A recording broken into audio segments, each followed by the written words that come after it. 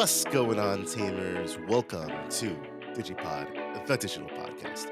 I'm your boy Varney. As always, I've got my boys Mike and Dan. What's up, boys? What's going on, fellas? What's up, guys? Uh, Nothing's really happened in the Digimon world. I guess like Latin America just finished their their nationals this last weekend. They did. And Do we know what won? We know it was top 16 Swiss, but we don't know what won, I don't think. I don't recall. I know there was like a mixture of decks. Let me see if Eggman has it. All I know is that Purple Hive was first and second, and then Mirage was like barely top 16, which is crazy. Eggman. I think there was like, it up. I think they were like, it was like 11 or 12. Checking the chat. It was posted in the chat. I can check the Latin American page. One sec. Here we go. So first place Purple Hybrid, second place Purple Hybrid, third place Seven Great Demon Lords, and fourth place Gallantmon X. Yep. Because they did play EX8 format for their finals, as did Oceania. Exactly. Which that's the last one. So there's one more, which is Oceania coming up. Is it this coming weekend or is it the next weekend? Yeah, it's this coming weekend. Oceania's finals are coming up. So for those of you who are waiting on a ban list, I would suspect any announcement of a ban list like mid-February, because that's when like it's just going to be the lull period in Digimon. Yeah, it was the only one Mirage top, and it was 12th place. I heard some. I'm not gonna say shit. Oh, I think this was the finals. It was Tyrant versus Lord Nightmon X. I think that was the finals. Like the finals match. Yeah, the actual finals match. Oh, okay. So Swiss this was Top Cut. Oh, okay.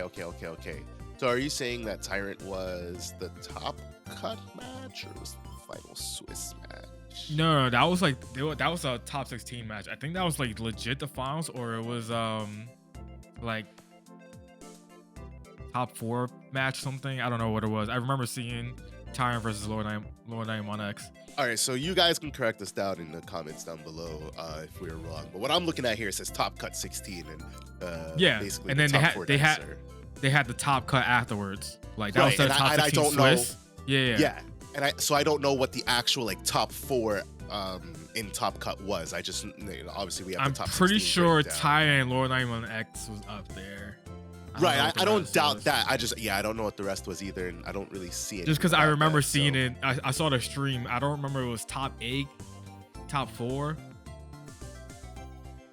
Yeah, I don't know either. So either way, one Mirage top. I know Dan's biggest fear is that because Mirage has underperformed, so to say, at nationals, that it's going to skirt the ban list again. Is it a fear? I feel like it's a very Bandai thing to do to it would be right stupid like that. I'm kind of on Dan with this one, bro. I could very much see them doing some stupid shit like that, bro. Wait, what happened? I missed it. Like if because Mirage underperformed, they leave. Oh yeah, I'm so scared that because it didn't do well at Latam, that they're like, oh, Mirage is fine, and then they just don't do anything with it. Super scared of that. It's a valid concern. I am with you, Mike. I can see Bandai being like, this deck didn't do anything. Why is everybody so afraid of it? Yeah, let it live. What did the blue dog do? Actually, give it more support. Yeah, right. Give it. Exactly. Let's print some more generic blue support. Hate it here. So Please the don't. rumblings, from what I've heard, that some players want hit is they want every purple deck hit. Can you guys believe that shit? They want every, not just like I can one. I can believe people are saying that. I think it's a bad take, but I can believe people are saying It is that. most certainly a bad take. It's just like, it's so asinine. It's like, I get it, right? I get it. It's infuriating that purple as a color is just so good, but like, we knew this, right?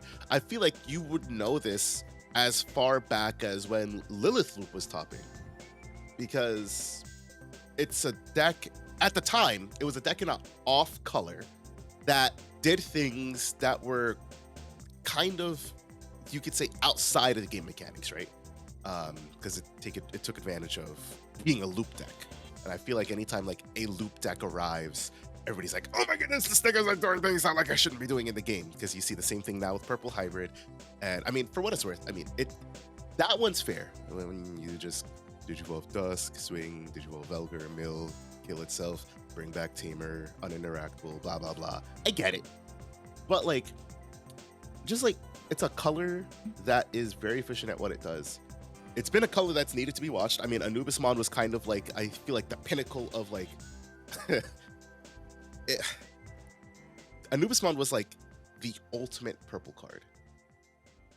And it still is the ultimate purple card. I know some people, like, there are deck lists that don't play Anubismon. For example, Purple Hybrid doesn't need to play it. And there are Levi lists and Lord Knight lists that don't play Anubismon.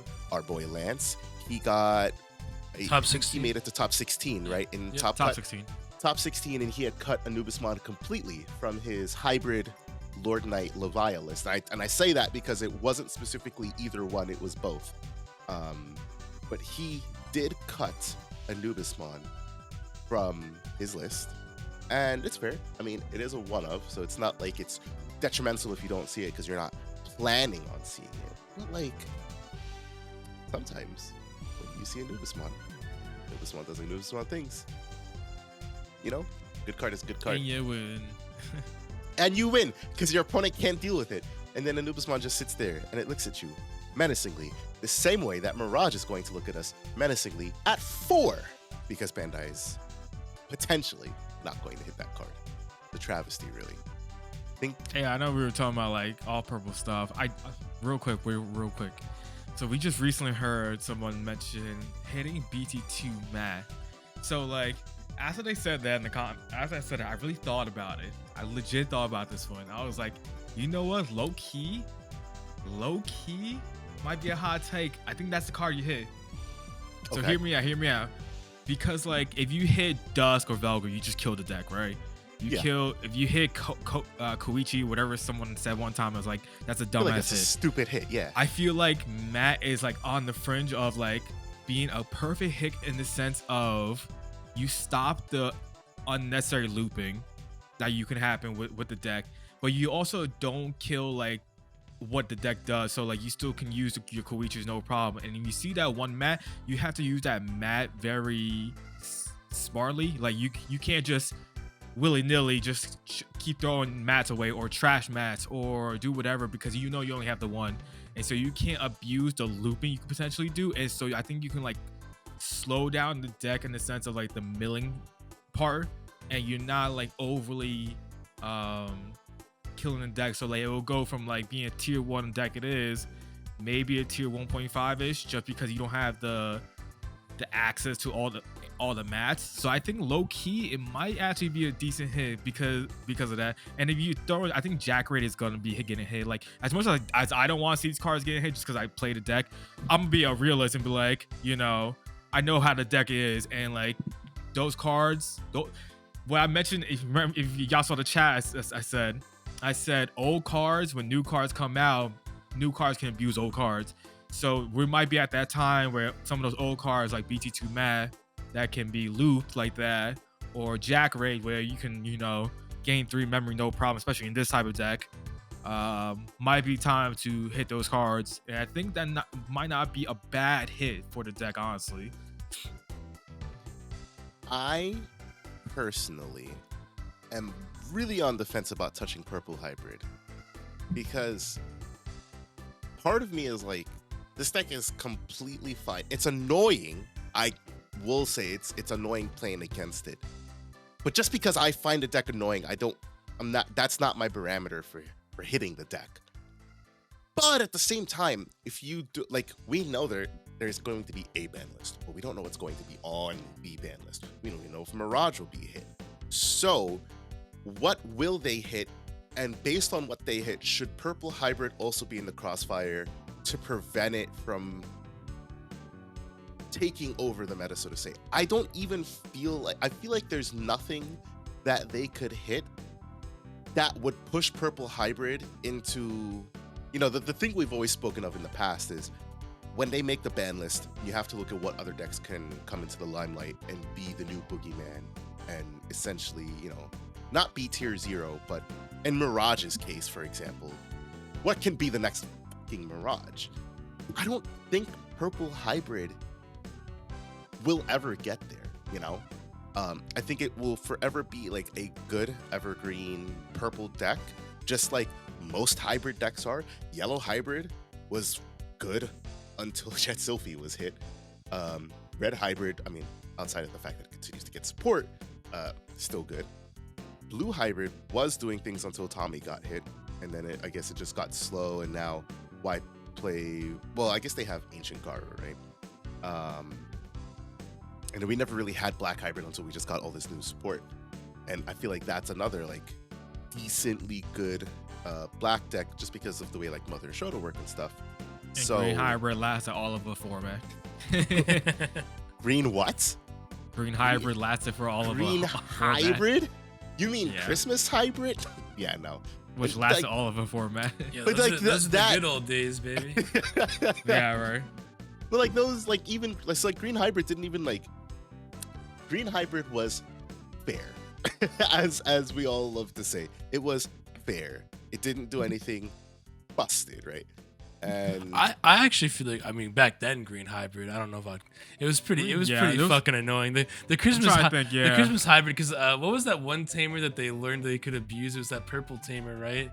I think of they could delete the one. It was people started abusing that deck in weird ways at some points during the formats. I remember. Also, just inherently Christmas hybrid back then, that was toxic. Adding into a red cards just so you could get security plus shit. That was toxic in and of itself, bro. yeah, but Yeah, to let's run be the honest, Atomic Inferno. Yeah. it wasn't as toxic as Pepsi. Blue decks trying to run these Red for the 7+1 ADP. cards. No, yeah, it was just there it for the was ADP. Oh no, it no, was Lightning the Joust. The joust. Yes, The joust. Yeah, it was the bond of friendship, the bottom friendship. Yeah, making Bob Which- shoot which- 6 checks. which has come back to terrorize us because if you guys aren't aware, the Tamers Battle League is back on. TBO. And what just won our last Tamers Battle League was a Ancient Garu Bop deck. And it is just as disgusting as it sounds, let me tell you. There's a Pretty solid reason. deck, pretty solid. There's a reason Louis got hit, okay? I think if now that's a deck that Nah, that shit was so funny because I legit called that and it happened. I was like, yo, he about to play Louis, and I'm just there, who was breathing like, but so what if, nah, man, he about to do it. He just ended up doing game 3, memory, draw 3, and just popped the F off. So can That you was such a crazy play. explain? Can you explain that deck for the viewers who don't know what that deck is and why Louis was such a big hit for that deck? Yeah, sure. So the bond decks, both of them, Ty and Matt, because they both can abuse the Louis. Their bond tamers stay when you raise a Agumon or Greymon or Boff, Gabumon or Garurumon. You draw one to gain a memory. Mind you, that's not like a start of main phase effect or anything. It's just anytime you raise. So you play Louis. Louis states, raise a Digimon from raising, you gain a memory. So you gain 1 memory off of that. And then you gain the memory off the tamer and draw. So like if you have multiple of those, that's like a 2-3 memory swing plus a 2 draw. So with that mat exactly, if you have multiple on board, you drop the Louis.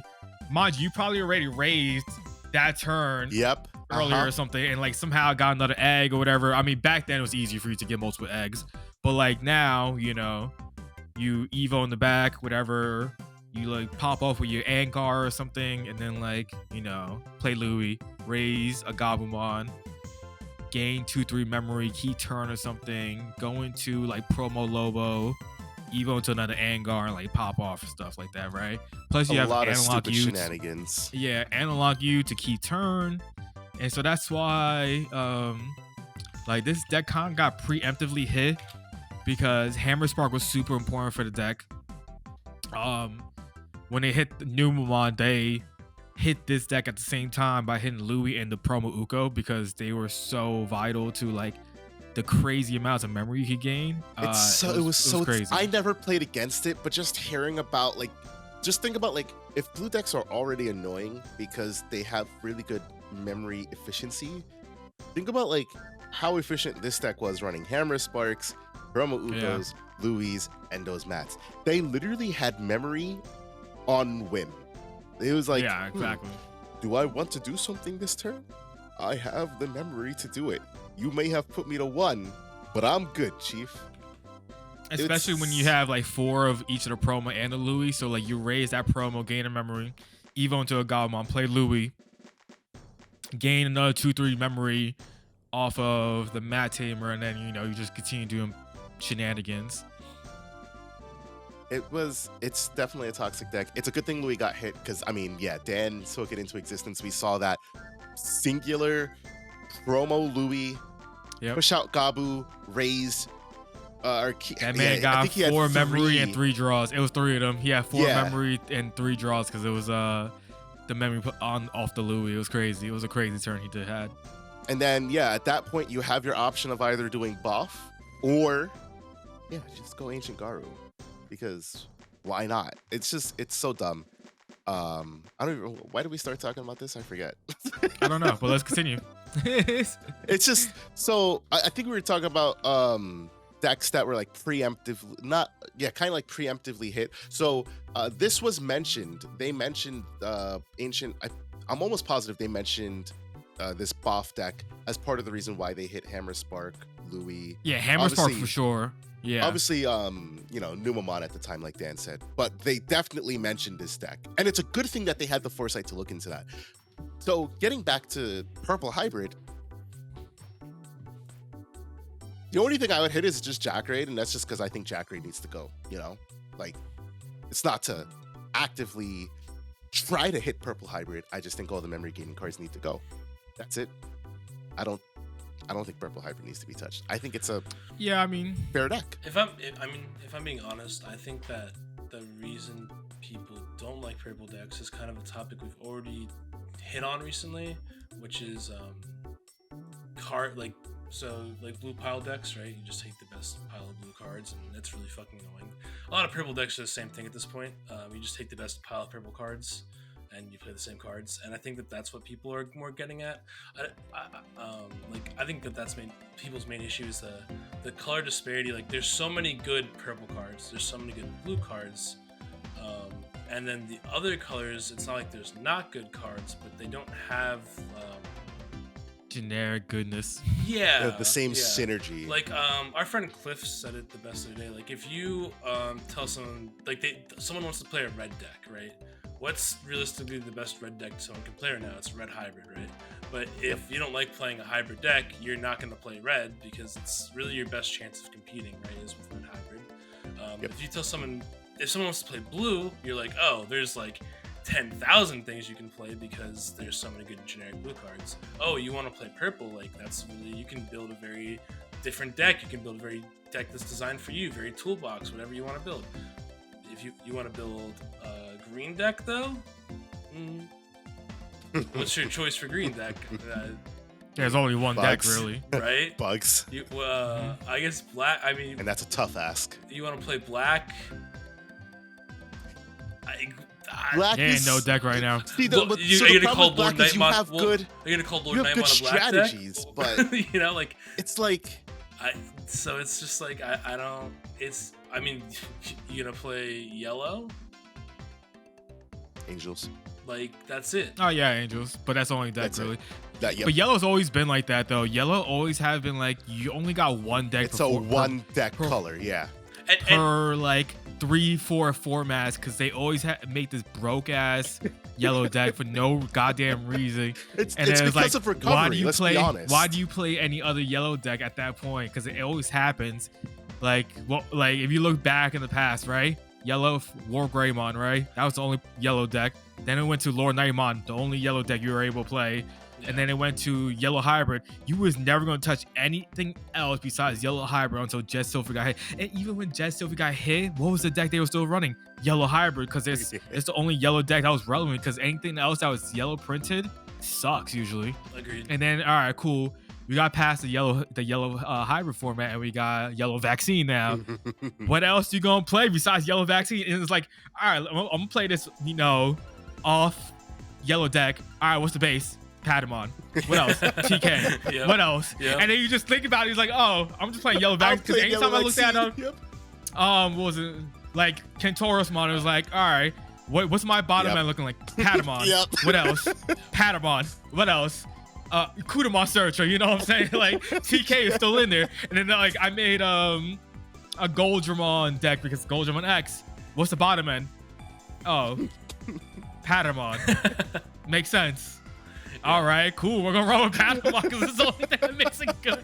But even then, so it's like it didn't matter. And then you got yellow vaccine armors, which is the exact same shit, except you have armors as top end. You know what I'm saying? Until they kill TK, and then now it's 3 Gray Angels. And again, that's the only really good competitive deck now. I wanted like what's even funnier to me, like so. But what's the bottom end? Still Patamon. Yeah. Just remember, it's still Patamon. Well, what's even funny, like so take like what's the new red deck that people would. Well, I don't know if you'd recommend it because it's expensive, right? But Gallant, right? Gallant's probably the new red. Gallant, the new red. Let's call it a menace. Whatever. Why is the deck good now? Because it has blue and yellow in it now. Like, oh, exactly. Like, it has blue and yellow effects in it. Like it's just funny to me. I don't know. So Dan, like you touched on something that I think is like a really important point. And it's something that's like, I feel like it may be hard to balance, or like, I'm curious to hear you guys' thoughts on it. Patamon is such a generically good card. And technically speaking, Card is broken. It's universal, insane. right? Right. Technically speaking, it's universal. It's not as universal as something like Dexmon, but it's universal in the sense that, like you said, if you're going to make a yellow deck, the first thing you look to is, can I play Patamon? And that's because it's really good at what it does, and it brings along an engine that fuels it. But I feel like the difference between looking at something like Patamon and then looking at purple and blue piles, and I can't even say purple pile, right? Because like even though Dober X and what's the other one? The called? Dark Animal engine. Even though the Dark Animal engine is something that is really good, other purple decks play different cards, right? Because there's 7 Great Demon Lords, there's Purple Hybrid, there's well, I guess I just named the other 2. Lord Nightmon. Am I missing any? Lord Nightmon is Dark Animal, right? And then Fenry is also purple, but that's its own engine. So for Patamon, that's 4 or 5 different decks. Right. So for Patamon and yellow as a color, this one card is really good.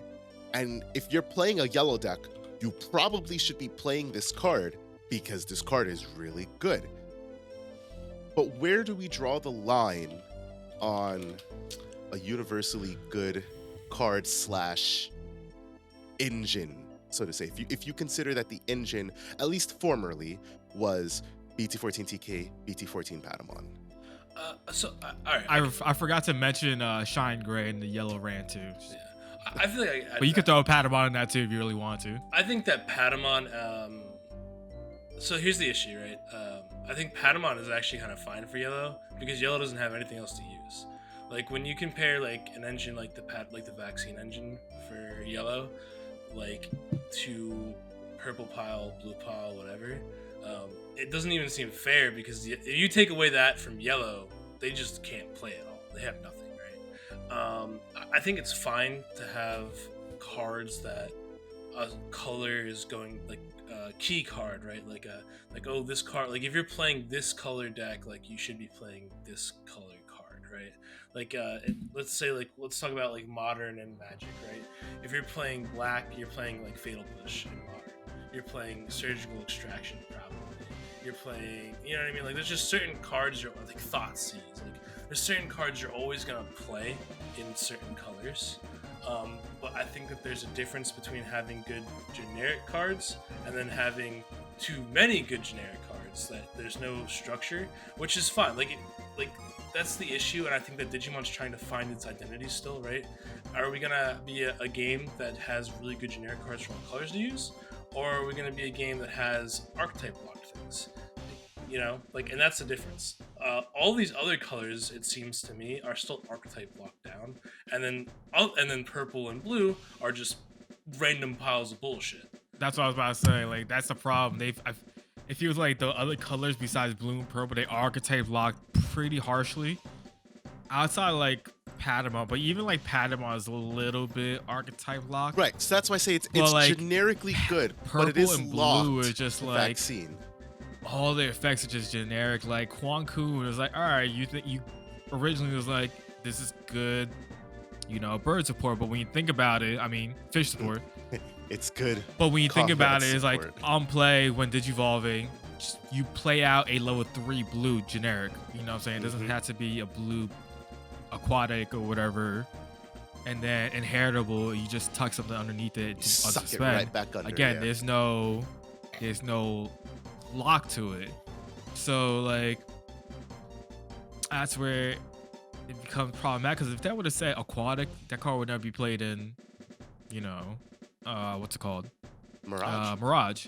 Like unless they were gonna run the space for the Biomons or whatever, because at one point, remember, they were running Biomon for whatever. I guess it was because more jamming. Yes. And like maybe people thought that it was just, you know, you needed it for Quan-Kun, but like you never did, because it was just they ran it. you needed. No, Dan, you give them too much credit. They ran that shit so that they had as many jamming inheritables as possible. Yeah, of course.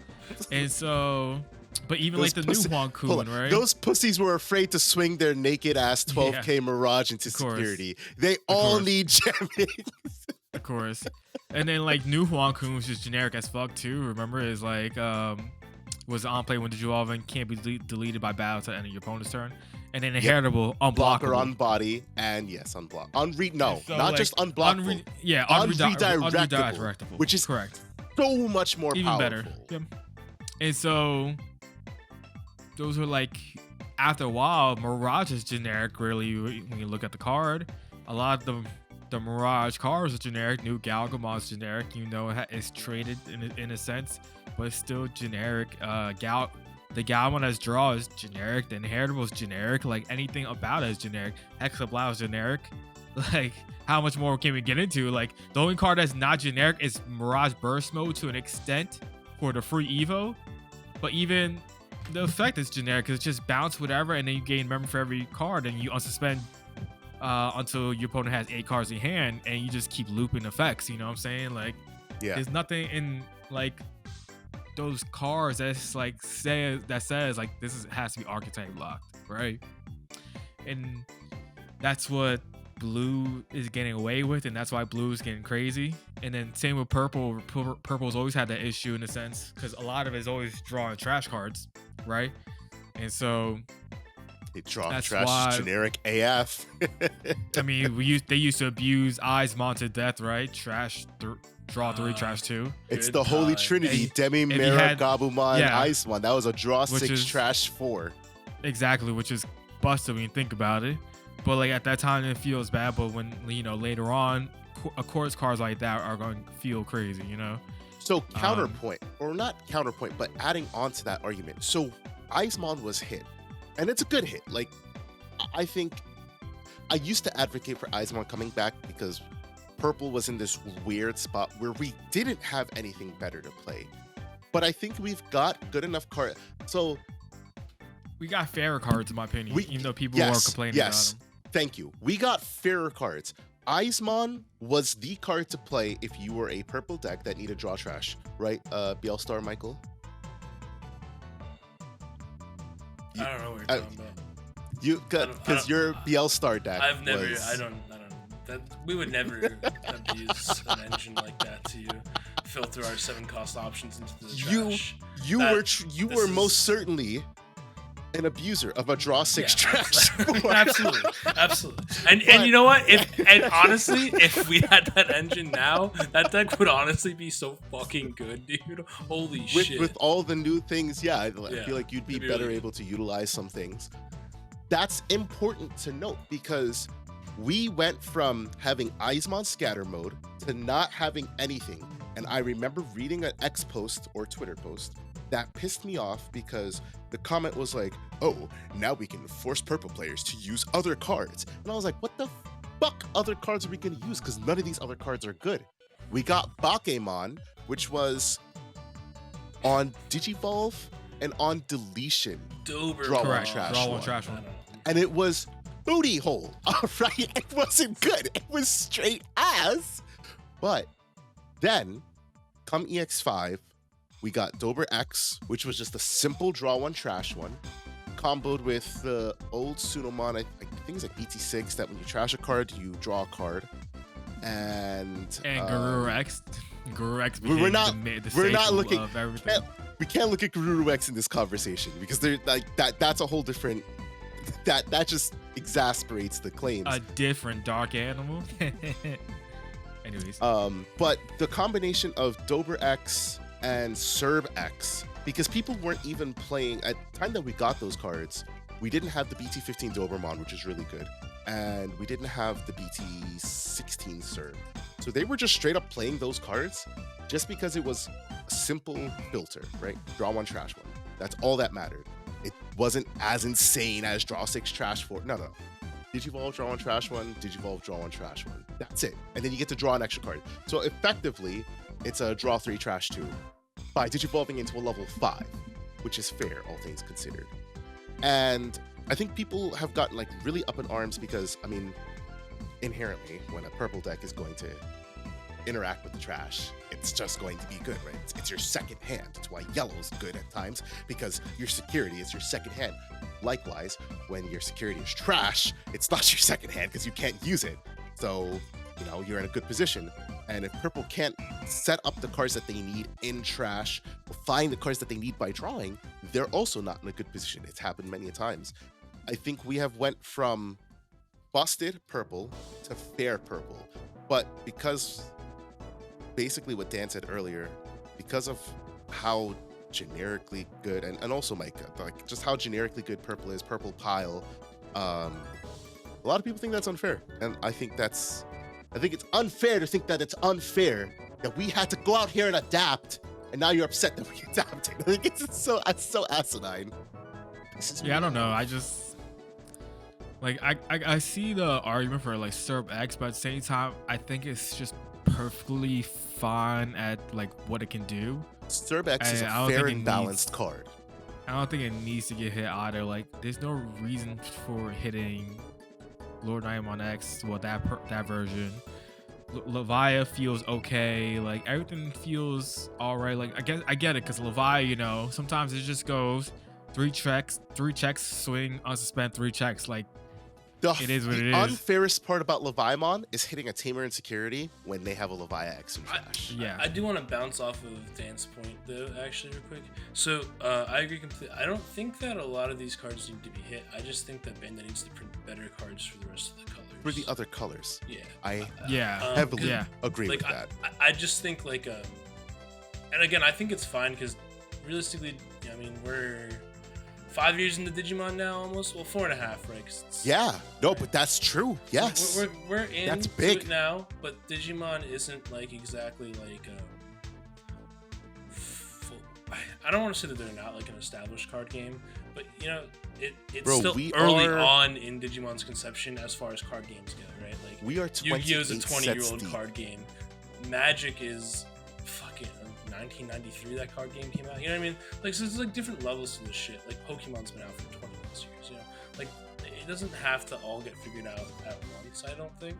And I'm honestly fine with them just printing better generic cards for other colors too, just so that there's more variety to play, right? Like it does. It's weird. There's just so much to say and think, right? Because it's not like there's not a variety of decks you can't play, but I feel like there's a lack of variety of colored decks you can play. Like you could play 5 different purple decks and they're all pretty competitive. You can play like maybe 3 or 4 different blue decks and they'd all be pretty competitive. But you can only really play one of each of the other colored decks and have them be decently competitive, right? So it's like weird. It's not like there's not a good variety of decks to play. It's just there's not a good variety of colored decks to play. Yeah, I'll agree with that point because, like, I think the problem with all the colors that's not named blue and purple is inherently just no real draw power. Hey, Fireball! Yeah, I mean, sure, you could run that, you know, but like in like Digimon cards, not like options where there's no real like draw power, right? Like how do you win games? More cards you draw is usually the winner of the game, right? Just the nature of any card games, right? That's why Yu-Gi-Oh used to play so many, you know, upstart goblins just to thin out the deck faster. You know what I'm saying? Deck thinning is like- deck winning. Exactly, 100%. So like when you let's look at like red, right? Yes, red has like 2 or 3 options where you can pay 2 to 3 and you could draw 2 usually, but like you rarely ever gonna play those. 1 and 2, they're just like those are like niche decks, it feels like. So it's like a main deck, like let's say Greymon or something like that, is never gonna run that, rarely. And so where's the, maybe not necessarily a draw 3 trash 2 or anything like that, or like was like Blue Mirror draw 2 trash 2, like I'm not saying that, but maybe just give a generic like red champion or ultimate as like a draw 1 trash 1 or something, you know what I'm saying, or at least a draw 1 or extra draw 1 or something, like on There's Evo an draw 1. argument That's to it. be had Because that it's some nothing- of these colored identity effects shouldn't necessarily be locked to that color.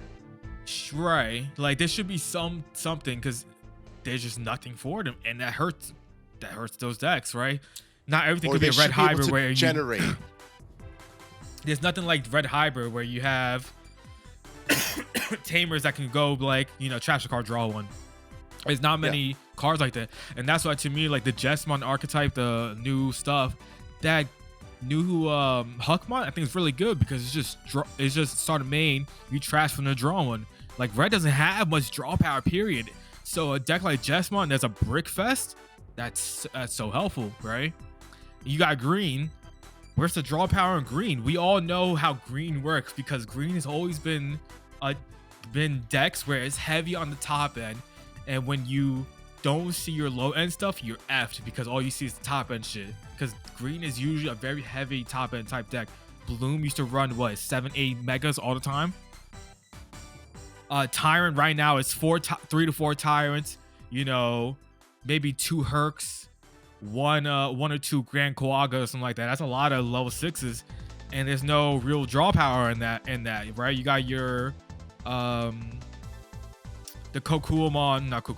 Kokabateri that searches 4 just to grab 1. Yeah. Hate Like cards what is like that? And so you Hate have to run trainings, and you have to run, you know, your members, because there's no in archetype way of just drawing cards, you know what I'm saying? And that's most of green. And then yellow has usually the choice of using its its security as a second hand, so it doesn't feel as bad because it's like you can just go, all right, let me look at my security, let me grab something from it and then replace it.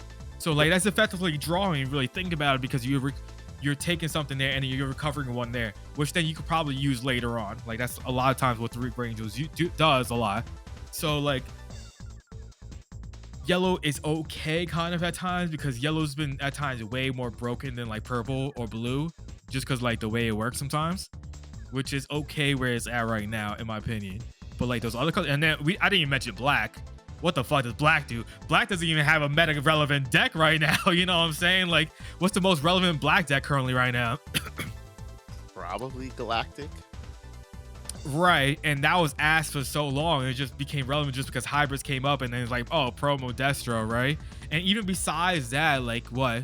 Machine Dramon? What has Machine Dramon been doing lately? They've been doing purple base. They've been running purple base now just to run more because draw they trash need cards. That draw trash, exactly. They don't and then you have can run Chimera. You can run anything. the newer by Chimeramon, and then like, you know, play Machijimon for free, which is cool and all. But like that adopted purple. Millenniumon is a purple base deck, you know, it has black cards in it. There's no real black deck right now. Alphamon, I mean, if you want to go like the Doru black decks, yeah, Doru Goramon. that's probably your best meta relevant deck, and that's sometimes just because the way the format is right now. Like purple hybrid just says, I don't care about anything you do. Mirage doesn't care what you do. Imperial just says, I'm gonna go burr, and who cares? You know what I'm saying? There's so much things that like the black decks version can like do, but at the same time not do. And so black is in this weird spot as well. That's probably in the worst spot than the others. So you brought up a good point about the new Jesmon support in that this Huckmon's a starter main trash. I don't card. know who told Draw me, one, but someone gain was one. like, "This is a bad card. You're tripping." Anytime that you can say trash a card to draw one and gain a memory in the red, especially, fantastic. Also, Jesmon can play Huck like Sisters from Trash and stuff. So this is Right. like, Yeah. really good. That's But great like, support. let's look a step beyond that. Digimon is a card game where you are always adding to your hand every turn. You are always let me rephrase that. Every card game you're drawing every turn. But the inherent nature of Digivolve to draw, let's say at this point, like 92% of decks, 90-ish% of decks, you Digivolve, you draw. You are replacing your card in your hand. You're never going neg on card economy unless you're like dropping a Tamer or a rookie that isn't replacing itself with a Search or a Draw, right? So it's easy by turn 3 to end up with like, at minimum 7 cards in hand, but by way of search and everything, you can end up with like 10 cards in hand. When are you going to fucking use every one of those 10 cards in your hand, right? Like, there's a card that might be for this situation. There's a card that you might use instead, but you're not going to use it, right? So what is the drawback of just saying, hey, I see you got so many cards in your hand, but it might not be the ones that you need. Pitch a card, replace that card, and gain a memory in this case, right? The same exact rookie exists for Examon now. The only difference is the inheritable. You're trashing a Dracomon or Examon from your in-text to hand, draw 1, gain 1. And I know there are other rookies out here like this. I can't recall them off the top of my head. I think If that's becoming the new norm for red decks, that's so like helpful because like, you know, there's so many of them that just struggle. Like that's such a good card for that deck. You know, like the deck's not the best, but like depending on like situation, that Buemon is solid because you just trash a card and you search top whatever. Top 4. I think it's a top 4 top search, 4, so really good. and you grab something, which is cool. Like if you tell me if Greymon can get out a new Agumon that says start a main, trash one to draw a card and gain a memory, that's a 4 of instantly. There's no question about it. It's the same thing you were just talking about, that we need to give other colors better access to draw. This feeds right off the fucking NSP rant I had last week, that I played 4 Geckomon because the one thing that the deck needed was draw power. And so I'm like, all right, cool. If I play this card, I replace it. If I Digivolve it, I get an extra card. Why wouldn't I want that, you know? Especially in a deck that does not facilitate that. I'm searching top 3 for maybe 2 cards. Most times it's 1 card. Like, we do need to spread effects across colors, and I know that Bandai kind of plays around that. We've seen effects kind of spill out of colors, but I feel like they're very like hesitant. Like if they're gonna do that, they'd rather make it like a red purple card. If you're like, for example, if they want to give us a draw 2 trash 1, they're gonna make that a red purple card 100%. because it's the identity, right? They're like shoehorned into making things the color identity. Are you going to recover? You're a yellow card. Are you going to DP reduce? You're yellow, right? Gallant X, perfect example, Mike.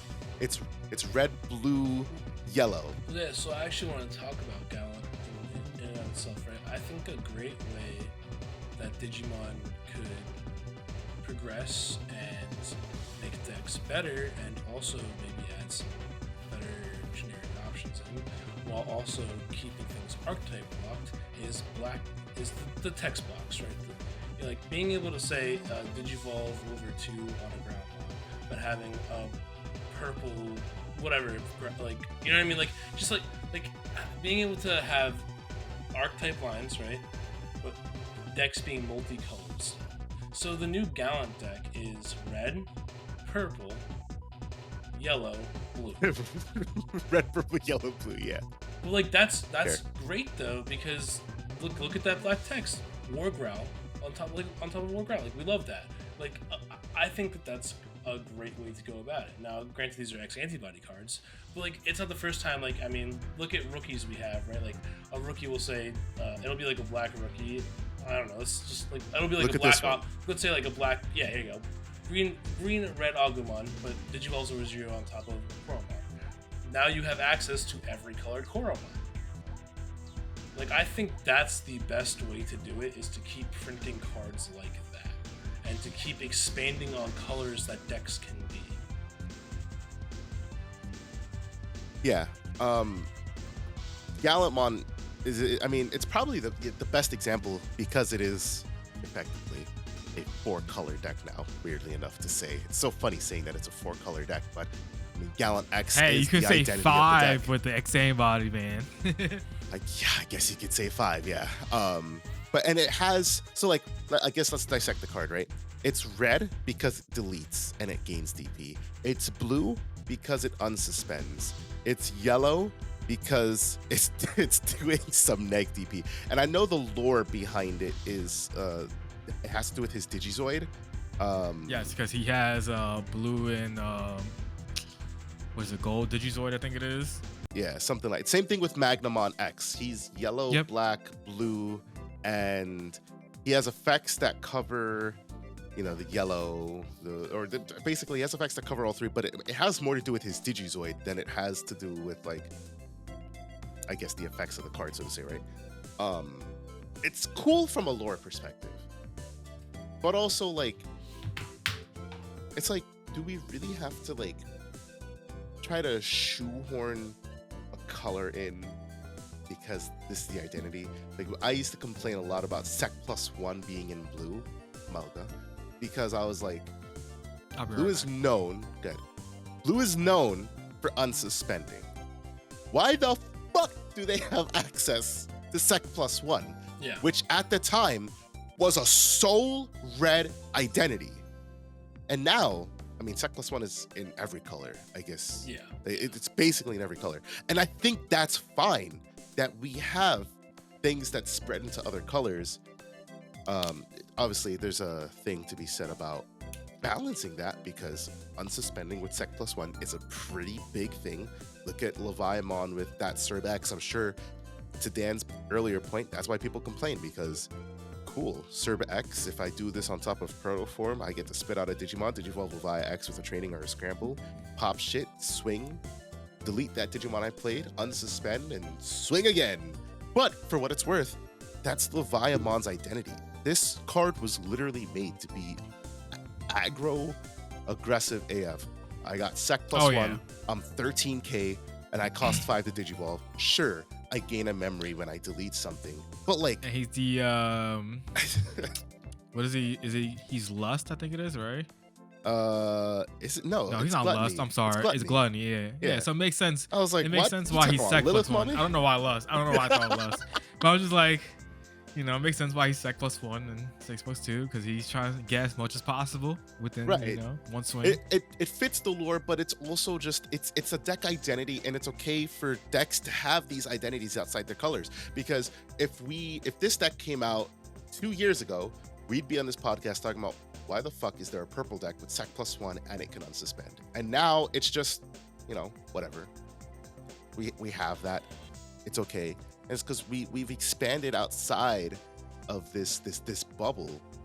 So I'm with you guys that, like, we need to put more the effects that make purple and blue good. We need to put that into the other color. We need to create a more color equality. I'm not saying yellow needs it, because yellow, honestly, yellow is dead to me. I'm not a yellow player anymore. I don't know if you guys knew that, but I'm not a yellow player. I sold my entire yellow alt art binder. I think the only yellow cards that I kept are cards for Kintorismon, because I love Kintorismon. That's it. I am a red player.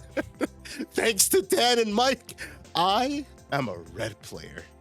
I will fight for red supremacy till the day I quit Digimon. How's it feel? This is what you guys created. I mean, No, I'm red fine with player. it. I think it's. I mean, at this point, I just play whatever deck I think is going to be the most fun for me. Right? You came over to the good side at the wrong time. You know? did. At the Honestly, wrong time. I feel bad. You know what? I was up till I had off today because, you know, Martin Luther King Day, and I was up till like I wish 3 I a.m. did. last night Same. trying to like build a deck that I was like, damn, what's a deck that I'm like trying to build a new deck, trying to like find something fun to play, and I'm like, what can I build? You know what I ended up building? Gaiamon. I was like, fuck it, I'm just gonna vote the case on with this shit. I don't even care anymore. Like, sometimes it's just fun. You're just like, fuck it. I am so excited for when we return to, the Greymon card game. I can't fucking wait. I miss it, honestly. Same. Mike, on the note of Gaiomon, think about this, right? It's crazy. So this is all somewhat related to what I'm about to talk about. Yu-Gi-Oh has had, from what I counted, good Dan. I was gonna say he was the original keyword soup. Yeah, he was. Yu-Gi-Oh, so from what I counted, has approximately a little bit less than 100 main sets. That's since its inception. It's maybe like 92. Digimon is sitting at 20. So 20, like over 20ish years, Yu-Gi-Oh has gotten 90, and over 4.5, almost 5 years, Digimon has gotten to 20. So we would keep essentially on pace to match Yu-Gi-Oh, a little bit less, so we'd have 80 main sets, but I don't know what side sets are like in Yu-Gi-Oh, so I can't comment on the impact of those, on how their cards are. But I mean, side sets in Digimon, at least the newer ones, might as well be considered like main sets for what it's worth. So you could say we're at 28 main sets, or 28 sets total. How far we've come from, like, in terms of card design, like BT9 Gaiomon, first of all, I mean, I think it's still a really good card. It's like +1, reboot, you have black, Digivolve, you have red, Blitz, that's cool. But like, at the same time, think about like what a new Gaiomon is gonna do when they come out. And that was a super rare.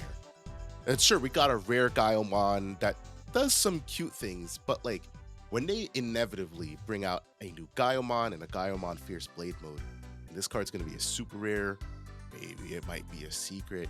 Like, think about the evolution of like what this card alone is gonna do, let alone whatever support they bring out for it, because Dan, Gaiomon digivolves from both Agumon and Dorumon, right? I think that's its canonical evolutions.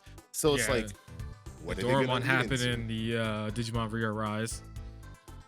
So like, what are they gonna lean into? What is this deck gonna do? How is it going to accomplish it? I look at the new Oryukin deck.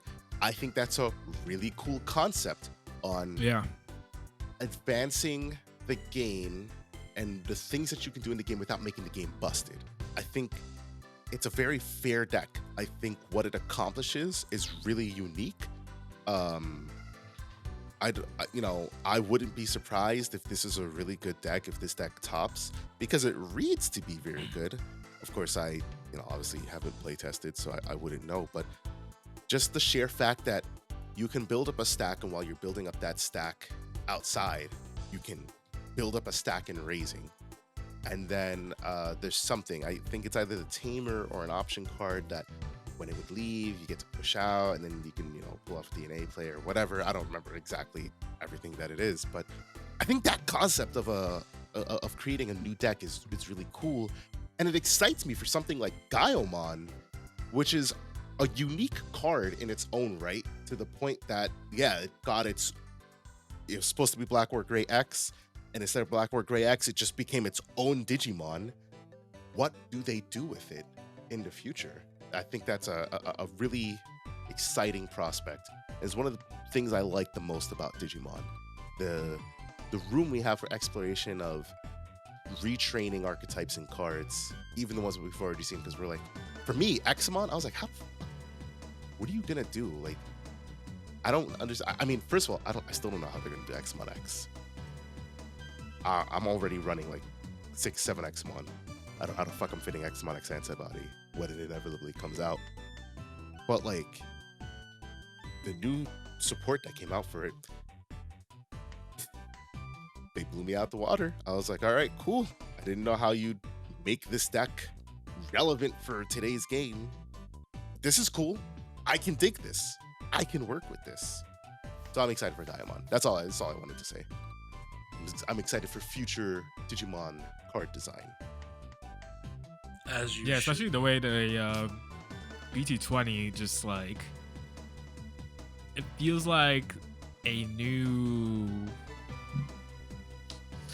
feels like what BT9 did for the game. That's what BT20 is about to be.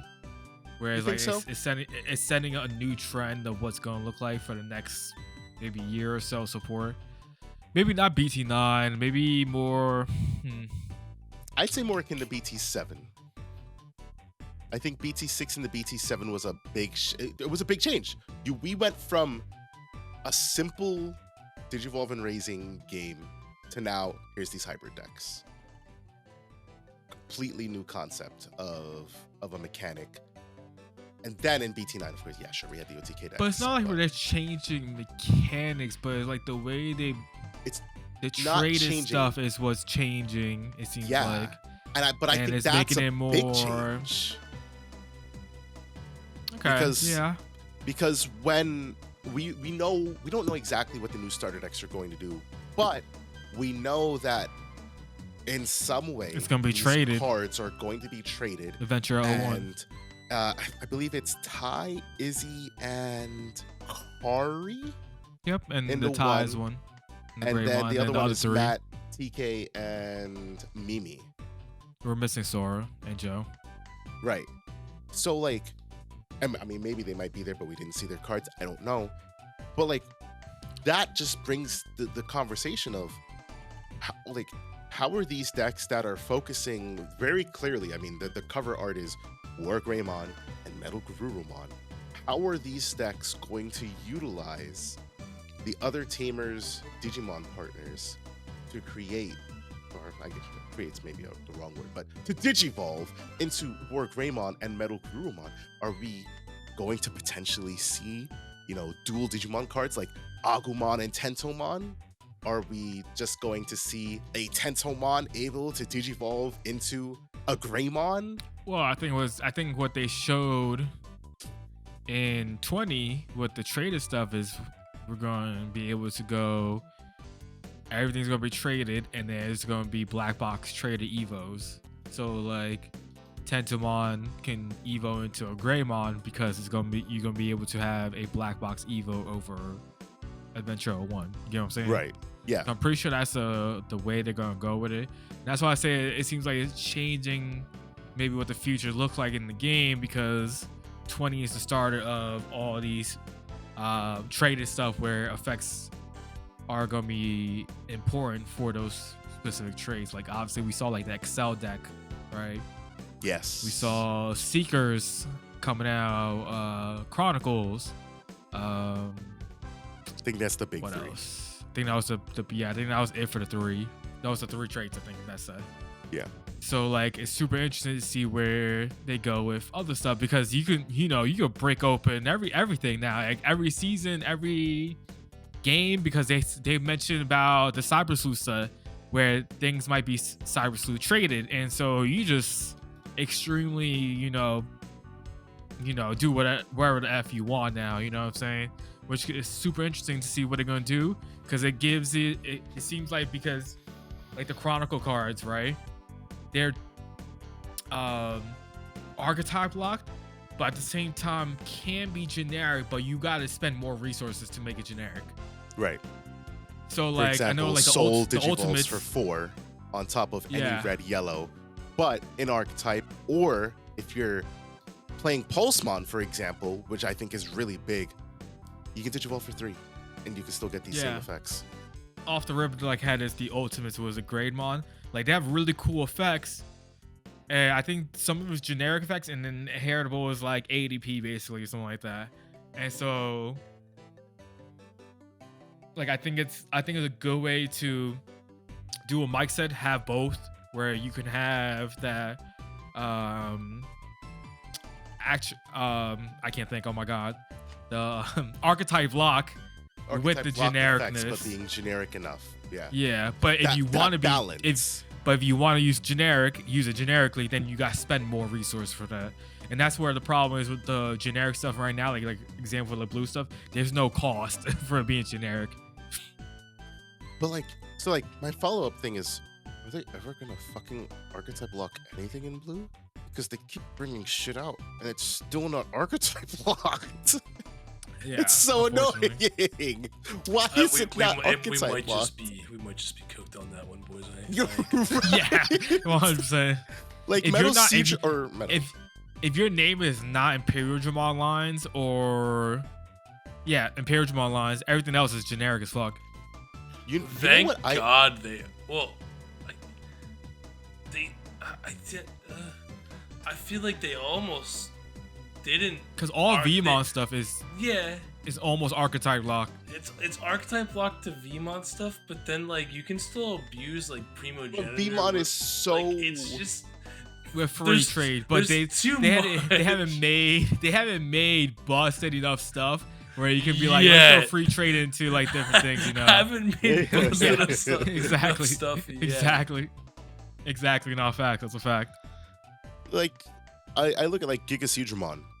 I know Cliff is like. Oh, mid I on love the that card. But like this card to me reads like, holy shit. Yeah. Yeah, sure, it's keyword soup, sec +1 reboot blocker. But you know what the crazy part is? The when digivolving and when attacking is locked to Metal Seedramon or X Antibody. I don't give a shit. Play out a level 5 or lower from this source. I don't give a shit. The all turns, however, when Digimon are played from your Digi-Evolution cards, D-Digi-2 on one of your opponent's Digimon? Bro, first of all, D-Digivolve is insane already because we barely have protection. We just got another card. I don't know. Actually, I don't even remember. Black is just being abused and getting thrown into every other color just to give him Right. DigiGuard. I swear to God. Except its own Except color. his own color, yeah. And it's like Giga Seedramon's really good. And look at Gallant X. You would think that Gallant X, the best part about the card. Dan, let me ask this. What do you think is the best part about Gallant X? Its effect. Damn. That's a tough one. I think a lot of it is really good. I guess But the if- all turns protection. The all turns protection. Mike, what about you? What?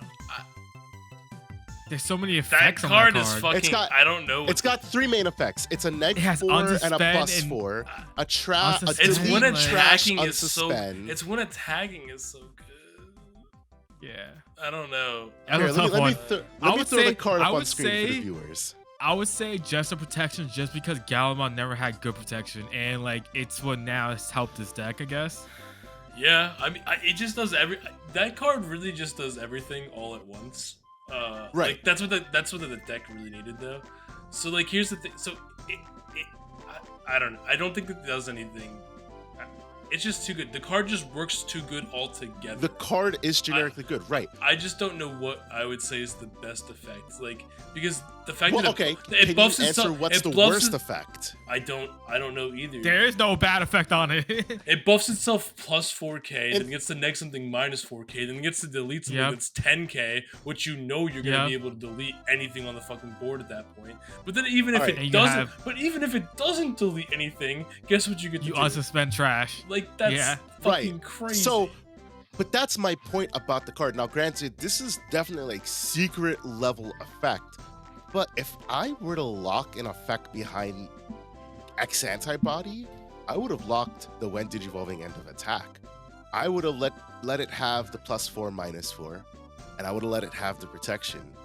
But the pop, I'm not gonna and lie, the I trash probably security? would have locked end of attack as well. Yeah. That's, oh shit, I just had it up. Sorry. Yeah. Because if you look at the old Gallant X right here, this one is locked when an opponent's Digimon is deleted, only if you have X Antibody or Gallant. You trash top card of your opponent's security stack. It's when Digivolving is just a simple, you pop something if nothing is deleted, then you unsuspend. Now, I know this is power creep going from BT9 Gallant X to EX8 Gallant X. And I'm not like arguing about that. It's just crazy that like this card, realistically speaking, you could just straight digivolve this without the X Antibody. Because why do you give a shit? You're still going to try to pop a 10k or less. And if you don't, you're going to trash the security, you're going to unsuspend, and you're still going to have protection while you're at 0 or less memory. Which is This bonkers. card is getting ran by Galaxy. Right. Exactly. The card is so you don't get like don't get me wrong, I really do like that neg 4K, and it's also not once per turn, which is insanely big because you can do a neg 8. It's really good. Don't get me wrong, but you don't give a shit because you're gonna try to pop a Digimon, and you're not, and you're just gonna trash the security and unsuspend. You're still gonna have some protection after the fact. That's a good card. It just, to me, it's insane that some of the best parts of these new X antibody cards coming out, the boss monsters, what I consider the powerful parts aren't locked behind X antibody, which I guess is maybe a good and a bad thing at the same time. You know, source strip is a strategy that Digimon struggles with.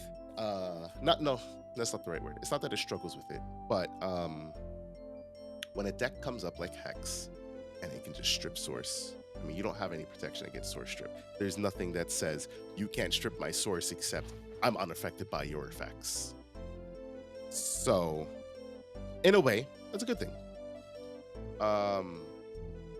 But man, these are some powerful effects for just being able to play the card. Like Gigaseedramon, I'll just Digivolve for 5. I mean, I get to play a body, but I've got Sec +1 blocker reboot, and I'm sure there's a ton of other effects I got in the deck that facilitates playing Digimon out on either player's turn. That I can just be like, yeah, you Digivolve to one of your Digimon. That's just bonkers. Gallant X, bonkers. Good card. I kind of like the way they went with X antibodies, though. I know I just had that kind of like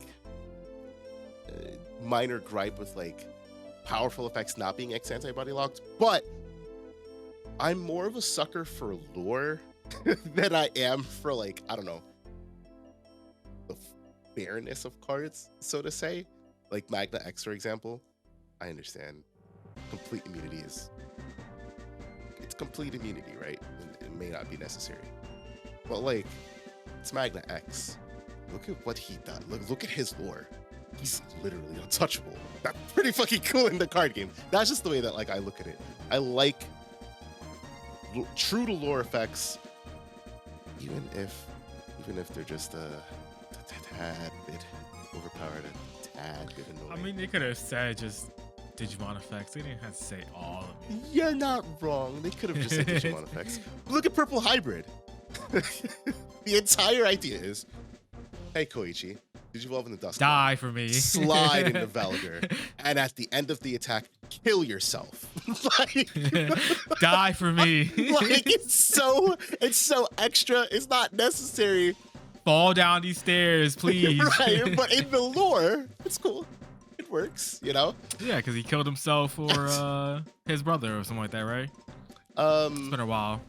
Yeah, he died, sacrificed himself, something like that. Did he ultimately die in a series? I haven't finished it, so I don't know. Yeah. Oh, damn. Rip. Shout out to a real one. Jesus. Hey, yo, he's better than Koji. Oh, as a character. The farthest I got, he's gotten his good evolutions in Loey and Kaiser Leomon. Oh, okay.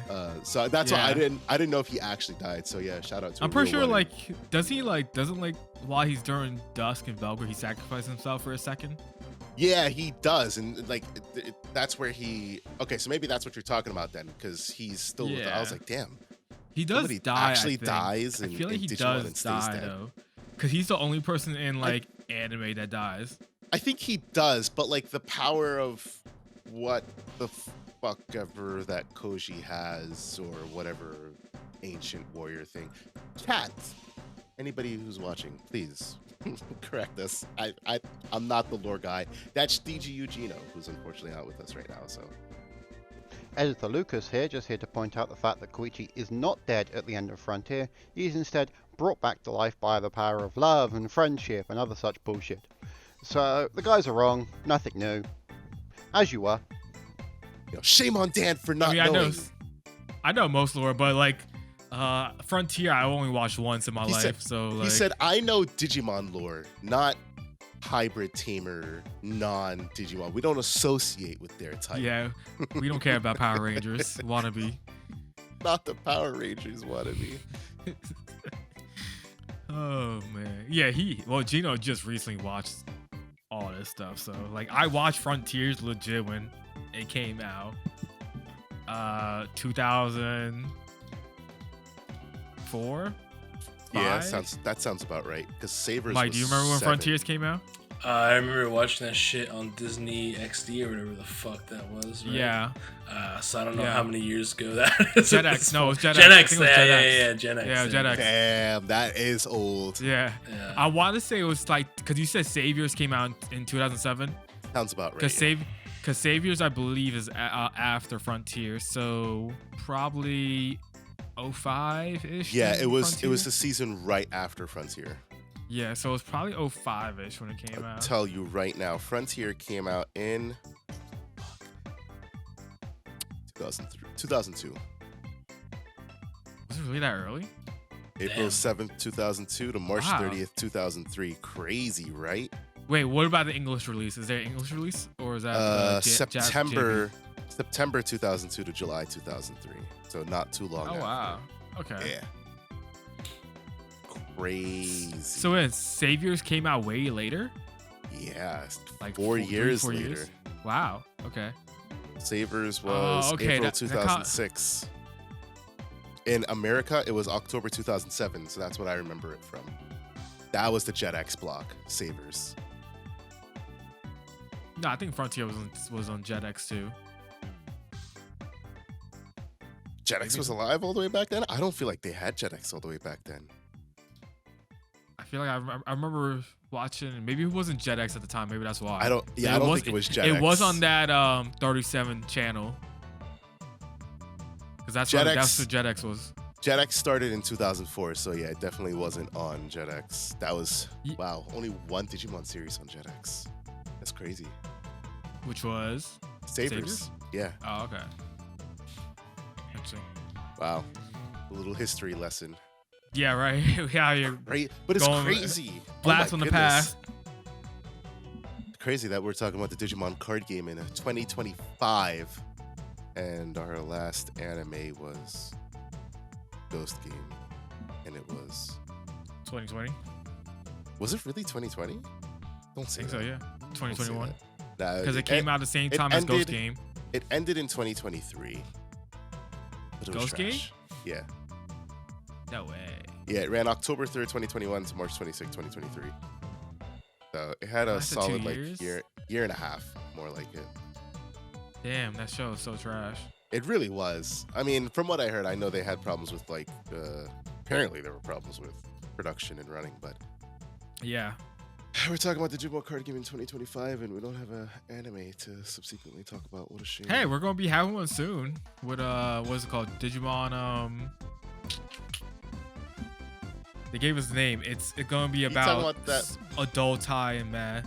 Oh, yeah, that. I doubt it's going to be a whole series because they cucked us the It's last supposed to be a time. series. No, I They know, but cut- it's supposed to be a series. They've cucked us twice, Daniel. I remember. All right, so let me give you He some said back. Let me give they've you guys some cucked us backstory. twice, Dan. They have. I remember. I've always loved Digimon. I remember. I hadn't watched like every Digimon series. Obviously, I still haven't. But I remember hearing about Digimon Try, and I was like, oh my goodness, this is so cool. Oh my goodness, a new Digimon series. I'm so excited. I can't wait Well, I to remember. watch I already this. knew that was. They told us off the rip that was gonna be in films. No, Like it's gonna be in like movies section. it was the way supposed to they be did no, it was supposed to be a TV series. It was supposed to be an animated series. And I was Alright. super excited. And then somewhere along the production, it was then changed to the movies. And then somewhere along the production, once again, it was changed into the way that they released it, which was hybrid movie / series. And then they spaced it out over the span of how many fucking years? Over the span of 3 years. That was the first time that we were cucked by Bandai. I don't think it was the first time. We've been cooked by Bandai many, many Right, times. we've been cucked by many times. Right. That was the first time that I remember being cucked by Bandai. The second time they cucked us is there was like, remember that announcement? I think it was prior to last year's Digimon Con. There was like supposed to be like some special animation project, and then they were like, Here's a special 20th anniversary music video. Do you remember that? Because I remember. Pepperidge Farm remembers. Pepperidge Farm is fucking upset. First of all, never again. Fool me once, shame on you. Fool me twice. Digimon Adventure Beyond is a special music video project. You see what I That will be mean? making its debut during Digimon Con 2025. You see what I mean? It's so infuriating. I don't fucking want a music video. Fuck you, Bandai. Fucking music video. Oh god. For what it's worth, when Digimon Con 2025 was announced, I actively said on Reddit, "You will not fuck me again, Bandai. I'm not looking forward to this." Last year, I was so hype. I was like, "Yo, say Digimon Con just for us to give 2024." us nothing. Nothing. They literally gave us nothing. Mike, It's you legit a didn't watch celebration it? of Digimon. Mike, I know you didn't watch it. When I tell you, they I were watched literally it. like, Digimon Con 2024. We've got Digimon card game news. We've got new news about the anime, news about the video games, news about this. It's gonna be the thing. It's the 20th celebration of Digimon. Get in here, get hype, blah, blah, blah, blah, blah. I was like, oh boy. I just Oh, know boy, better. we're in for it. Yeah, right. You know better. I didn't. Yeah, I was up. As someone watched who's that been building whole Gundam fucking model thing. kits I since watched I that was shit like too. 5 years old, I know Bandai too well. I'm too familiar with Because I their remember- bullshit. I remember I was I think it was I was at my ex's family's house during that weekend or whatever it was, and I was like, "Yo, they about to have this shit on. Don't disturb me." Basically, like Bro. I was like hyped as fuck for it. And I was just like, "Yo, they really gave us nothing. They gave it was legitimate a celebration of Digimon to hype up Digimon, just to give us nothing." You know No what the worst video part of game it all news, was? No, no we got nothing. video game news. That's the To worst tell us part, coming Dan. soon. That's the That was- worst parts. They They were were like, like, "Hi guys, we know you're waiting on Digimon video game news. Please keep waiting." our yeah, exactly. That's What? I no hate news on them. anime, no nothing. They gave us a new fucking Digivice. It was like it's cool, whatever. And then the Liberators deck box, I think it was they showed, right? That was like the only things they showed. I was like, that was cool, I guess. But where's the other news? Never. First of all, never again. Second of all, I just never again. This year, I'm gonna read the after news. Temper your expectations. I have most Oh, yeah. definitely tempered my expectations, Mike. And you know what? I'm gonna be a fool and still watch it. Not me, Papa.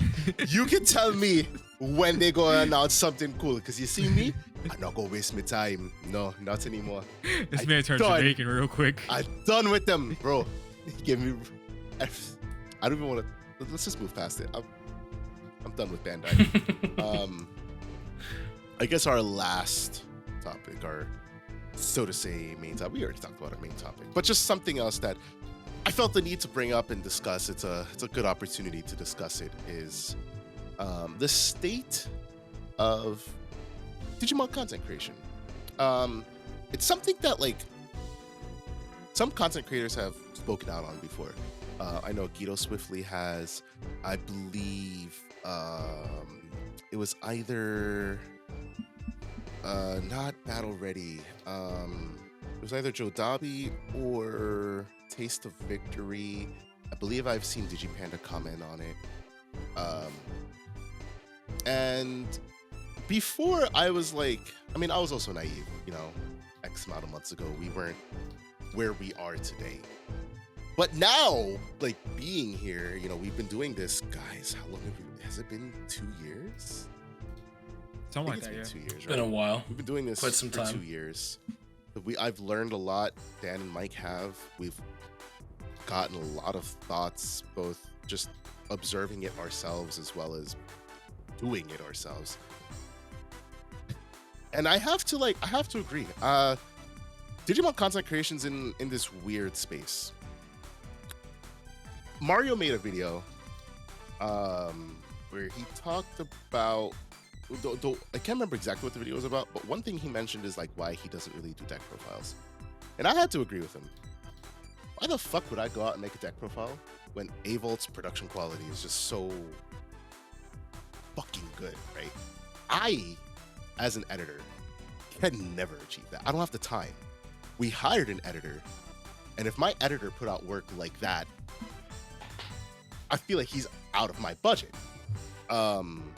So me personally, like the only time I care to make deck profiles, there's outside of that, there's one big reason I don't like making deck profiles is because I like to test my shit before I upload it. And I think any good content creator does the same. They test their decks before they upload them. Unfortunately, I don't have the chance to play the game enough to put out deck profiles for all the decks that I want to make. I only have enough time for like 1, maybe 2 decks. So you would only ever see a deck profile for 1, maybe 2 decks, like Lilithmon. When those cards dropped, I hammered the shit out of that, took that to locals, I played it, and I had fun. I would have made one for NSP, but I went on my NSP soapbox last week, and I felt that was more than sufficient enough. Dan went out here and fucking got 5th place with Purple Hybrid. Prior to that, he had gotten a top 64. I can't remember, it's just something with Purple Hybrid. And then prior to that, it was D-Reaper, all in the same year. And those are like things that are worthwhile making deck profiles for. Because those are good competitive results. But like, if Casual Joe wants to go find out about like Dinobon, I would honestly just tell him to go watch Avolt's deck profile, because he's pretty much, it's going to be almost the same deck. He's pretty much got everything covered, and I haven't, competed. I haven't topped with it. I haven't done anything with it. So like, where is my perspective different? Now, if it's something like, I don't know, I created like Marvin's Machines, right?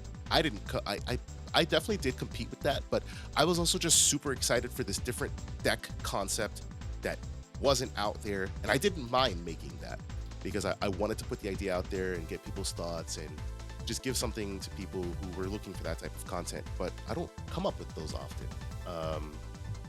So I don't care to make deck profiles, right? And I know Mike and Dan are along the same thing. When it comes to like gameplay, first of all, I mean, me personally, I hate watching gameplay. I'm so critical. I'm extremely critical. I'm overly critical.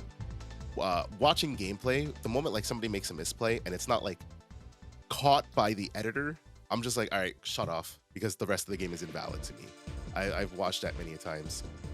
When I'm watching gameplay and I'm listening to people not know what they're talking about, I hate that. I shut it off. You have to know what you're talking about. For me to sit here and try to make that content, that's time consuming, right? That's time and effort. And that means I either have to play the matches myself, which again, I don't have time for, or I have to commentate somebody else's match. And maybe that match, for one reason or another, wasn't worth commentating. So it puts us in this weird bubble, this weird space of what the fuck do we do? Digimon content creation. The 3 of us are blessed to do this podcast together. I think this is great content. We just get to come here, sit here, and talk about random Digimon shit. But outside of this, where do we go?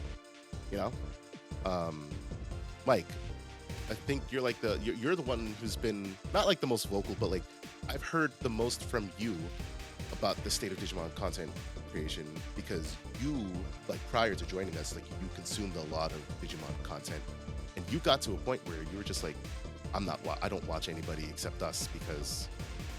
Well, I watch East, yeah. But like, okay, yeah. So East is like the outlier, right? And I think most people can agree that like East is one of the best. It's informative, it's quick, it's entertaining, it's kind of got everything that you want to hit in Digimon content creation. So for me, even though I enjoy Digimon a lot, it's one of my favorite card games to play, I don't know if it's worth my while to watch a lot of the current Digimon stuff out there, because none of it is like, I don't know. Even like, so like, everyone's gonna be mad at me for bringing up One Piece, but like, all right, One Piece. If I want to binge like long form videos or whatever, like on my monitors, or if I want to throw in a video while I'm working in the background, or building a model kit, I'm gonna go to Card Kaizoku. I'm gonna watch a 50-minute video of him just jamming games in, giving his thoughts on a deck, talking through the deck, and I'm gonna sit on my ass happy. If I want to go watch Magic, I'm gonna go to MTG Goldfish. I'm gonna watch Saffron Olive fucking play through a tournament for an hour and a half and like give his thought, like very high level production stuff. Like, and so like the reason I give two examples there is because if I just used Magic, people might make the argument that Magic has been around for so much longer and it's more profitable and people watch more Magic. Blah. So I gave a Bandai card game example with Card Kaizoku because One Piece is newer than Digimon, and even though more people play One Piece now than Digimon, I think we had the chance there for people to make really good content like that, but no one ever did. And the people who would have play One Piece. Yeah, well, that's just the thing. Like, so True Champ Steven, right? Like, he's the person that taught me how to play Digimon, right, from a YouTube video. He had very high quality stuff, and he doesn't make content anymore, which is just crazy to me. Like, there's like a lot of these YouTubers I used to follow. They just don't make the content that they had when I had started playing, I guess, which is kind of crazy to me. Like, I used to spend hours just watching people on YouTube play Digimon, and I just don't do that anymore. And I'm not saying that like I feel bad because I don't want to say that like people don't make good content, because there are people out there making good content. It's just not necessarily the content that I'm interested in. Like, I don't care about market watch stuff, if you know what I mean. I think that's the main thing. Everyone's gonna go watch Mario 4, right?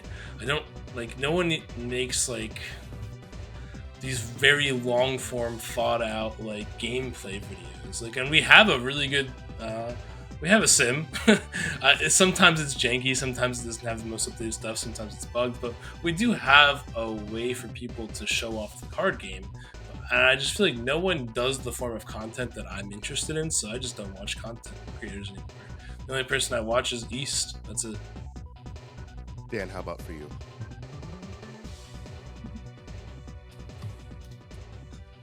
Why you sit up like that? Because honestly, I don't know. Like, I think they all suck. He's like, that's why I've got words. I think they all suck. Like, I want to give an example. Like, so I like to continue talking. Like, Primitive Kage. Like, I used to watch a lot of Primitive Kage. Like, I watched him all the fucking time, and then he quit Digimon, and then he started playing other things. Then he came back to Digimon, and at that point, I was like, I don't care anymore. Like, the time has passed, right? So like, that's just how I feel. Like, I used to like really enjoy his channel, and then he just quit, and I was like, well, I don't give a shit anymore. So, anyways, I'll let Dan talk now. Sorry, I need to add that in. I'm upset because it bothers me. I just think that like most content creators just kind of suck. Honestly, that's why. Like, there's only like a select few who don't. Like, I'm not gonna say that Avol sucks because like his thing is all like super like good quality stuff, but like, I don't know, it's just not like even like the entertaining stuff, it's not even like that good outside his like high level production stuff. It's weird. Like, I don't know how to describe it. Like, I just would not sit there and watch his stuff like that. Mario is just Mario. He just does market watches now, so like, who cares? Almost. Well, and then East is good, sure, but like, I mean, he said himself in one of his own videos, he like lost subscribers. He like negged this year subscribers. Yeah. There's a reason for that. And then you have East. East is probably like the best one because it's like entertainment value. Plus, he's, you know, I think he's I would say he's charismatic as a person. Like, he's definitely charismatic. His character. He's good in front of a character, or he's good in front of a camera. Exactly. So he's able to bring some entertainment value to videos where not many people can. Like Eggman is like watching paint dry, you know what I'm saying? Or listening to him because he doesn't do much on camera wise, like especially when he was doing Digimon. Like no offense to him, it's just how his personality is.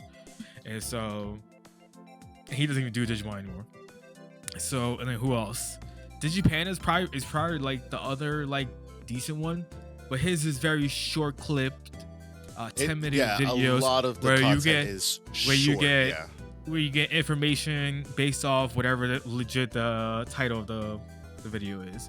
But that's about it. And you're not getting anything else. You know his bread and butter is you're gonna get 10-minute videos of a deck profile. It's either gonna be a deck profile, it's his a what identity. if, something like that, or it's just whatever. It's just his identity, and he cooked out a good niche for himself.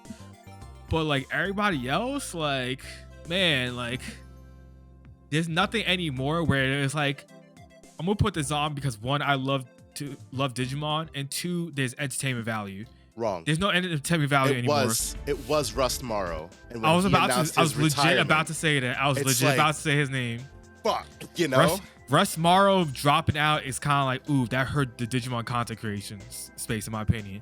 And then you have Car Protagonist, which is inconsistent as AF for whatever reason. I guess because they play a variety of games and mainly stuff Vanguard. like that. Yeah. Right.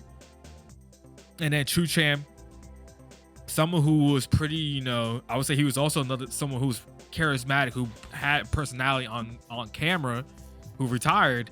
And so now you lost all these people who were pretty good, because I think True Champ had like the most subs out of everybody. Yes. And then you just drop off the face of earth for whatever reason. He still does. And I guess Avolt has the most now. Yeah, but yeah, I view on because True Champ doesn't do anything anymore, really. I think the last time you put a video was probably like 4 or 5 months ago, minimum, maybe. And it wasn't even a Digimon video. It was My Hero. Or yeah, Universes, I should say. Yeah. So yeah, it was just Digimon's in a weird spot when it comes to content creation, because like Yu-Gi-Oh, you have so many content creators, and then there's also like entertainment value in them. Like it's fun to watch these videos because sometimes they'll just do dumb shit, or like there's shit talk that's going on in between the two players or something. Or you have, a lot of Go format stuff that people like to watch, or modern, or Edison format. You know what I'm saying? You got this mixed variety of stuff that's going on, where Digimon, we don't have any of that right now, and not having anything as entertainment is kind of like kills it. Like it's boring. Like no one, the people we have right now are we don't not want to good. rehash what's already being done. Exactly. There's no variety.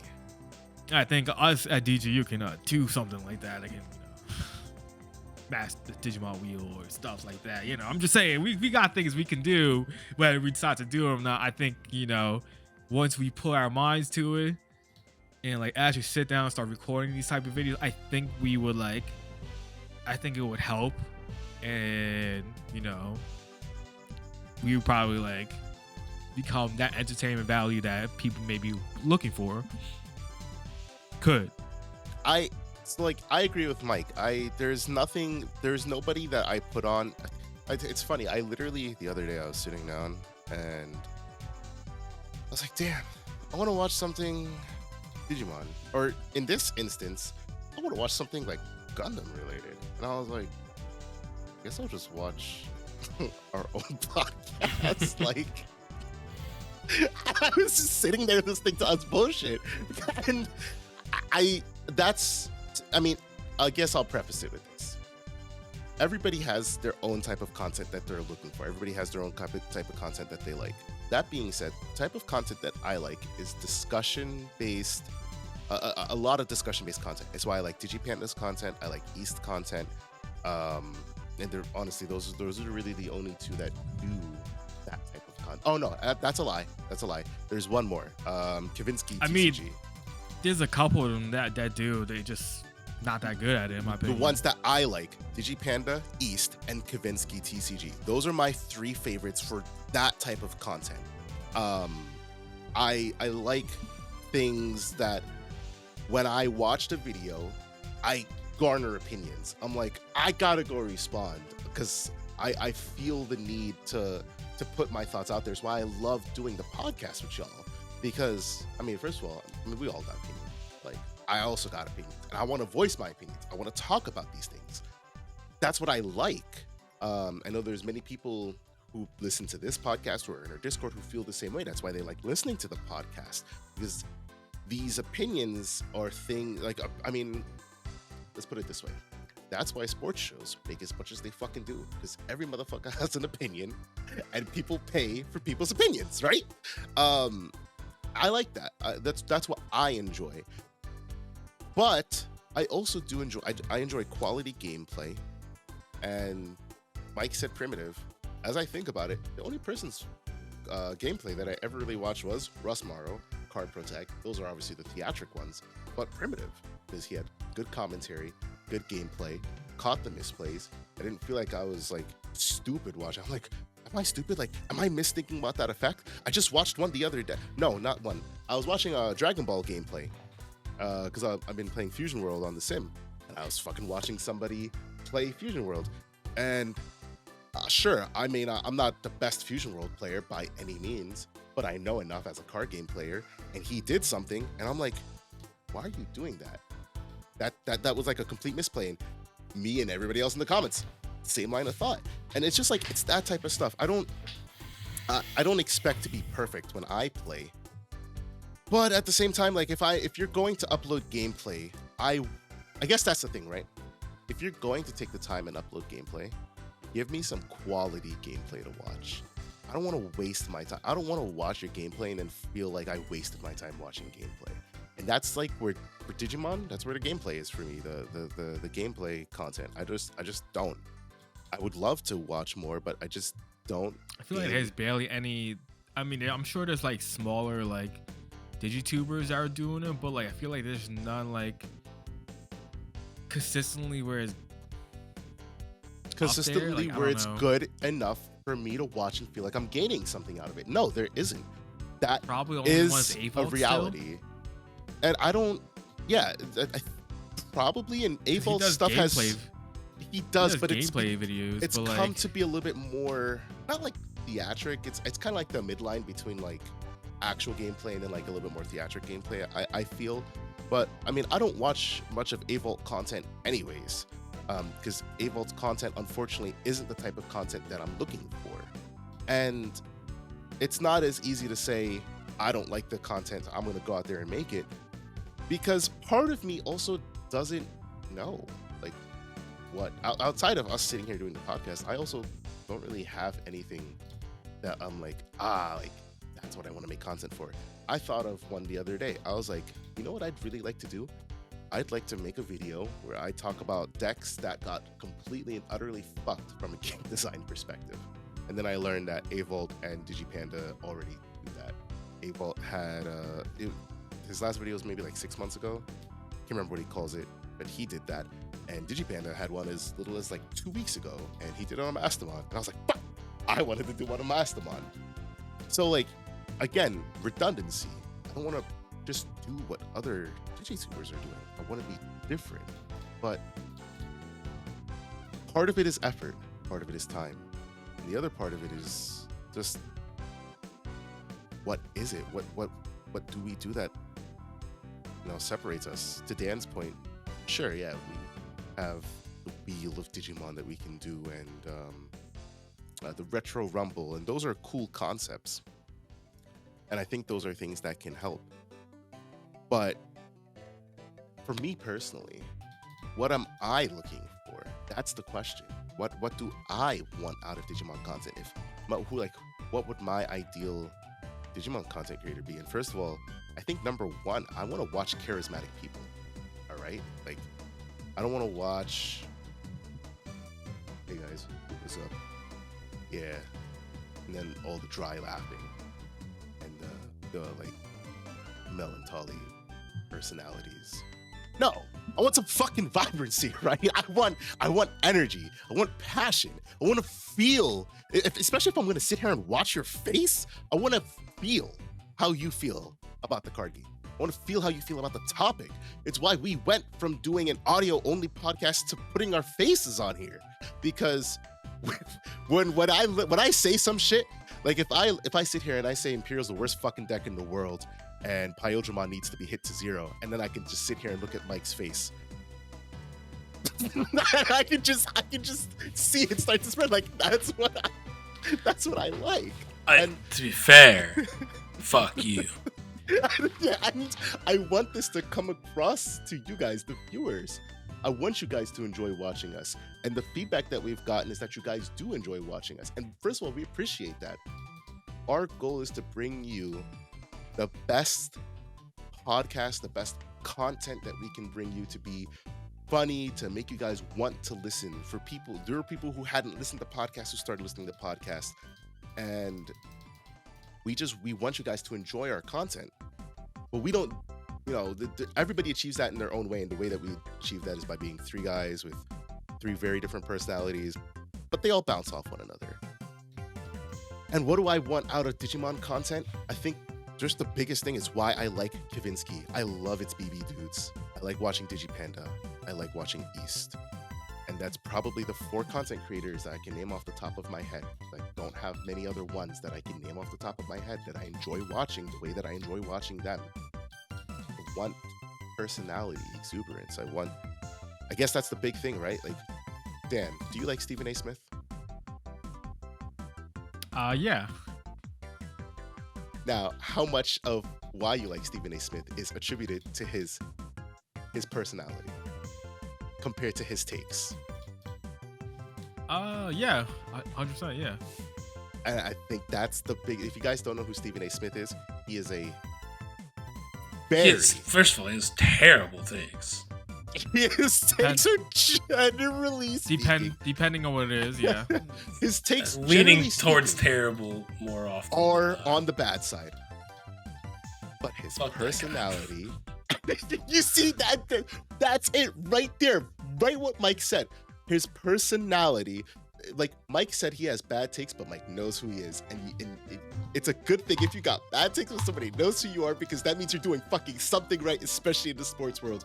Like, it's just, it's part of the job. It's part of trying to get people to watch you. Your takes could be completely shit, but if you can shit talk your takes like Dan does sometimes, if you can just keep talking and try to wow, okay. If you can just keep talking and try to badger somebody into your takes, then I mean, hey, if it works, it works, right? We're gonna end it there today. The question I want to leave you guys with, the audience, I want to know from you, what do you think about the state of content creation in the Digimon card game space? What would you like to see from not only us but other content creators? I mean, specifically us. We want so that we can do it. But what do you want to see? What is missing for you? What's the spark that, watching it is like, oh man, I get to watch this content again. Like, what is missing? What would you guys like to see? I really want to know. I'm very curious. I can't wait to hear what you guys have to say. Boys, what do we have for parting words? Yeah, in the comment section, tell us who has the worst takes on this podcast. It's Varney. My money has to be on Varney. It's got to be Varney. Dan, I'm your Stephen A. Smith. Oh yeah, you do have bad takes. That's for damn sure. Dan, are we both in agreement that it's Varney? I know damn well it can't be me. There's no fucking way it's me. The worst. All right, let's before we leave. You're probably the worst historical take I've ever had. Barney, and then Mike, and then me on worst takes. I'd say the worst historical take I've ever had is the Bloom Lord take back when I thought that was funny. But I apologize. That was I had to take that one. That was an L for me. I'm not gonna lie. There's no defending that. That was. Who would have thought? I thought it was going to be a good deck. I mean, I'm with you there. Remember the whole Metal Guru Ace? That really felt like, when, you got this #1 draft pick, and you're like, this guy has been highly scouted. He has Kwame Brown? He has all the intangibles. he's gonna set the league on fire. That's how Johnny I was. Manziel? That's how I felt about Bloomlord, and boy was I wrong. Holy shit! Hey, Bloomlord was the most underperforming deck probably of all time in a Digimon card game. I would like to apologize to anyone who I made cope, like who I may have influenced to play that deck. I am so sorry. That's how I'll end the Yeah, but pod. that's what you come here for. You come here for half of the good takes and half the bad takes. Most of the bad takes coming from Dan. Anyways, No, it's definitely not. It's definitely not. that is it. I'm usually the one that's spot on about everything I say out here. That is it for today's episode of DigiPod, the digital podcast. And so until we talk to you guys the next time, peace out. Catch you on the next one.